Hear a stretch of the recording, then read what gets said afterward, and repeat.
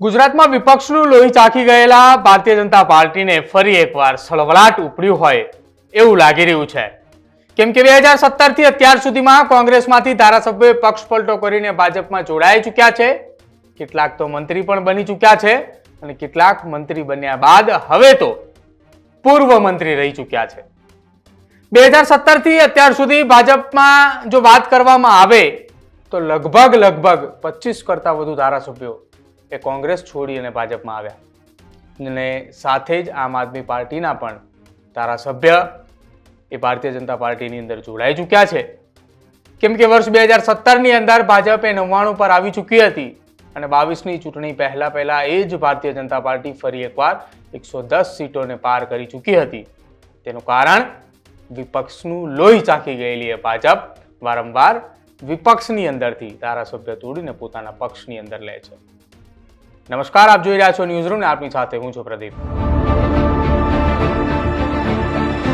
આપણે ત્યાં કહેવત છે કે વિપક્ષનું લોહી ચાખનાર એ ફરી એક વખત એ લોહી ચાખવા માટે આતુર બને છે. આ વાત ભારતીય જનતા પાર્ટીની છે. કેમ કે વર્ષ 2014 થી અત્યાર સુધીની જો વાત કરવામાં આવે તો લગભગ 50 કરતા વધુ ધારાસભ્યો અને 10 કરતા વધુ સાંસદ સભ્યો એ વિપક્ષની અંદરથી સત્તા પક્ષની અંદર જોડાયા છે. ત્યારે ફરી એકવાર ચર્ચા એટલા માટે થઈ રહી છે કે વિસાવદરની ચૂંટણી પહેલા ફરી એક વખત આ જ પ્રકારે પક્ષ પલટાનું વાવાઝોડું આવે તેવી શક્યતા છે. કેમ કે ગુજરાતમાં વિસાવદર અને કડી વિધાનસભા મત વિસ્તારની પેટા ચૂંટણીઓ આવી રહી છે ત્યારે સત્તાધારી પાર્ટીને બેઠકો ગુમાવવા માટેનો ડર લાગી રહ્યો છે. જેમાં ખાસ એ ડર વિસાવદર બેઠકનો. કેમ કે આ બેઠક પર સૌથી પહેલા આમ આદમી પાર્ટીએ ગોપાલ ઇટાલિયાને મેદાને ઉતાર્યા છે. જોકે ત્યારબાદ શંકરસિંહ વાઘેલાએ તેમની જ રાજકીય પાર્ટીની એક ઉમેદવારને મેદાને ઉતાર્યા છે. ત્યારે હવે ગુજરાત ભાજપ પણ એ મૂંઝાણું છે કે કરવું તો કરવું શું. કેમ કે બંને રાજકીય પાર્ટીના ઉમેદવારો એ પ્રકારે સક્ષમ છે કે બેમાંથી એક જીતે તો બીજો ઉમેદવાર એ મતદાનની અંદર બીજા નંબરે પણ રહી શકે તેવી શક્યતા છે. અને સામે પક્ષે કોંગ્રેસ પણ એ પોતાના ઉમેદવાર એ મેદાને ઉતારવાના છે. ત્યારે ફરી એક વખત કોંગ્રેસ અને આમ આદમી પાર્ટીના બાકી બચેલા ધારાસભ્યો પર હવે ભારતીય જનતા પાર્ટીની નજર છે. પક્ષાંતર કરાવવાની ભાજપને હવે એક આદત પડી ગઈ છે. તે જ પ્રકારે વિધાનસભામાં કોંગ્રેસ પાસે 12 ધારાસભ્યો છે, આમ આદમી પાર્ટી પાસે બચેલા 4 ધારાસભ્યો છે.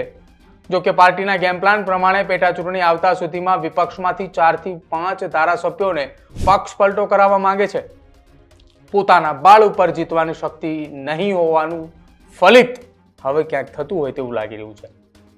તેનાથી પાર્ટીના કેટલાક સિનિયર નેતાઓએ પોતાને પારકા બતાવે છે.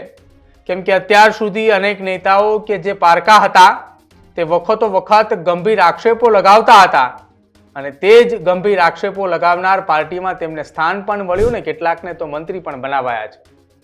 નોંધનીય છે કે ભૂપત ભાયાણીએ રાજીનામું આપી દેતા વિસાવદર બેઠક એ ખાલી પડી હતી. તેમજ કરશન સોલંકીના નિધનના કારણે કડી વિધાનસભા બેઠક ખાલી છે. જો કે આમ આદમી પાર્ટી તરફથી વિસાવદર બેઠક પર પહેલેથી જ ઉમેદવાર એ જાહેર કરી દેવામાં આવ્યા છે અને વિસાવદર બેઠક પરથી ગોપાલ ઇટાલિયા એ પેટા ચૂંટણી લડશે. જ્યારે ગુજરાત પ્રદેશ કોંગ્રેસ અધ્યક્ષ શક્તિસિંહ ગોહિલે વિસાવદર અને કડી વિધાનસભાની પેટા ચૂંટણીમાં આમ આદમી પાર્ટી સાથે ગઠબંધન નહીં કરવાની જાહેરાત કરી હતી. કોંગ્રેસ પણ ખૂબ જ જલ્દી કડી અને વિસાવદરમાં પોતાનો ઉમેદવાર જાહેર કરશે અને આ તમામની વચ્ચે ચર્ચા એ છે કે ગુજરાત ભાજપ હવે કયા નેતાને ઓપરેશન લોટસ માટે મેદાને ઉતારે છે. કેમ કે આપ અને કોંગ્રેસમાંથી વધુ નેતાઓ હવે તોડવા માટેની તૈયારી ભાજપની ક્યાંક દેખાઈ રહી હોય તેવું લાગી રહ્યું છે. આમ આદમી પાર્ટીના એક પૂર્વ ધારાસભ્ય ભાજપમાં જોડાયા છે તો કદાચ આમ આદમી પાર્ટીમાંથી ધારાસભ્ય લાવવાની જવાબદારી એમને સોંપવામાં આવે અને નામ છે ભૂપત ભાયાણી. અને સામે પક્ષે કોંગ્રેસમાંથી હવે આ ઓપરેશન લોટસ એ પૂરું પાડવા માટે કદાચ આ જવાબદારી અર્જુન મોઢવાડિયા, CJ ચાવડા અને અમરીશ ડેરને સોંપવામાં આવે તો નવાય નહીં. કેમ કે આ ચર્ચા ભારતીય જનતા પાર્ટીના કેટલાક કાર્યકર્તાઓની અંદર ચાલી રહી છે અને આ ચર્ચા એ ગાંધીનગરના રાજકારણની અંદર પણ ગરમાઈ રહી છે કે હવે આ જવાબદારી આ નેતાઓને આપવામાં આવશે. કેમ કે કોંગ્રેસ પાસે 12 ધારાસભ્યો છે, જો કે આમ આદમી પાર્ટી પાસે 4 છે અને જો એ 4-5 ધારાસભ્યો તોડવામાં આવે તો સૌથી વધુ એ કોંગ્રેસમાંથી તૂટે તેવી શક્યતાઓ છે. હવે જોવાનું રહેશે કે કોંગ્રેસમાંથી કયા ધારાસભ્યો પક્ષ પલટો કરી અને ભાજપમાં જોડાય છે. અને જ્યારે આ પક્ષ પલટાની જ્યારે ચર્ચા ચાલી રહી છે ત્યારે કદાચ આ પક્ષ પલટો એ ગુજરાત ભાજપના નવા પ્રદેશ પ્રમુખ આવે ત્યારબાદ થાય તેવો અંદેશો અત્યારે લગાવી રહ્યો છે. અંદેશો એટલા માટે એ લગાવવામાં આવી રહ્યો છે કે નવા રાજકીય પ્રમુખ ગુજરાત પ્રદેશના નવા અધ્યક્ષ આવે ત્યારબાદ થાય, કેમ કે નવા પ્રદેશ અધ્યક્ષ આવતાની સાથે જ ચર્ચાઓ ચાલે કે નવા પ્રદેશ અધ્યક્ષ આવતાની સાથે જ આટલા ધારાસભ્યોએ પક્ષ પલટો કરી ચૂક્યા છે, કેમ કે એમને પણ પોતાનું પ્રભુત્વ એ બતાવવું જરૂરી છે.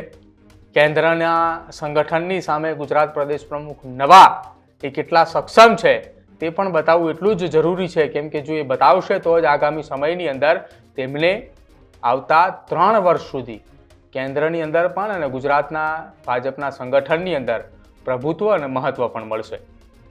હવે જોવાનું રહેશે કે જે ભારતીય જનતા પાર્ટી વિપક્ષનું લોહી ચાખી ગઈ છે એ આગામી સમયમાં 4 થી 5 ધારાસભ્યોનો પક્ષ પલટો કરે છે ત્યારે એ કેટલા સમયની અંદર પૂર્ણ થાય છે, ક્યારે નવા અધ્યક્ષ આવે છે અને નવા અધ્યક્ષ આવતાની સાથે જ નક્કી થશે કે કયા વિસ્તારની અંદરથી ધારાસભ્યો તૂટે છે અથવા કયા વિસ્તારની અંદરથી નેતાઓ એ પક્ષ પલટો કરીને ભાજપમાં જોડાય છે.